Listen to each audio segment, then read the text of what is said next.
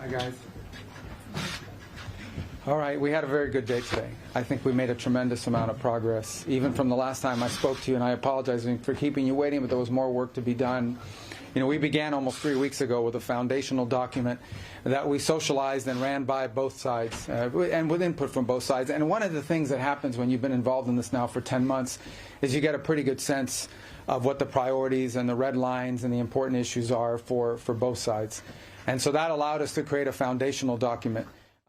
We arrived here today with one goal, and the goal was to take, is 28 points or 26 points, depending on which version as it continued to evolve, and try to narrow the ones that were open items. And we have achieved that today in a very substantial way. Now, obviously, like any final agreement, they'll have to be agreed upon by the presidents, and there are a couple issues that we need to continue to work on. But I think the report today is that I think today was worthwhile. It was very, very. It is probably the most productive day we have had on this issue, maybe in the entirety of our engagement, but certainly in a very long time.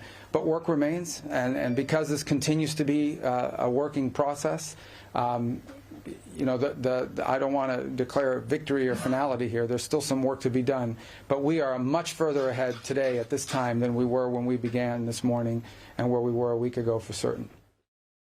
It evolved. This is a living, breathing document. Every day with input, it changes. There were some that involved equities or the role of the EU or of NATO or so forth, and those we kind of segregated out because we just met with the national security advisors for various European countries, and those are things we'll have to discuss with them because it involves them. So we sort of really focused on the ones that were bilateral in nature for the most part. So there are a couple, none of it insurmountable. I can tell you that the items that remain open are not insurmountable. We just need more time than what we have today. I honestly believe we'll get there. More of that to happen. So I'm not going to speculate or go into the details of any of the specific items in the latest version of the proposal because, frankly, by tomorrow or the next day, that may have evolved and changed further. And but I can tell you, I guess, that I feel very optimistic that we can get something done here because we made a tremendous amount of progress today. Well, today, and we've talked to him since, I think he's quite pleased at the reports we've given him about the amount of progress that's been made. Well, obviously the Russians get a vote here, right? So, I mean, look, we began from the early stage of this process with our understanding of the Russian position as had been communicated to us in numerous ways. At the State Department we received numerous written non-papers and things of this nature, also verbally things they've discussed over time and so forth. So it was. No matter what we came up with today, obviously we now have to take what we come up with if we can reach that agreement with the Ukrainian side to the Russian side. That's another part of this equation. They have to agree to this in order for this to work. The deadline is we want to get this done as soon as possible. Obviously, we'd love it to be Thursday. We'd love to be.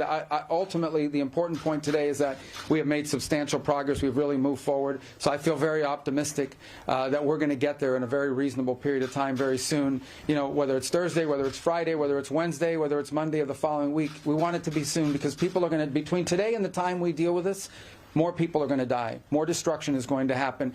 Our goal is to end this war as soon as possible, but we need a little more time.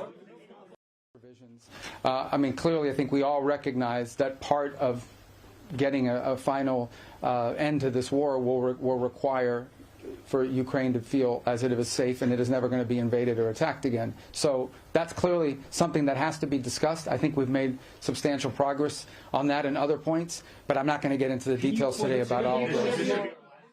Would there be a call between President Trump and Zelensky? I don't know. It's possible. I'm not sure.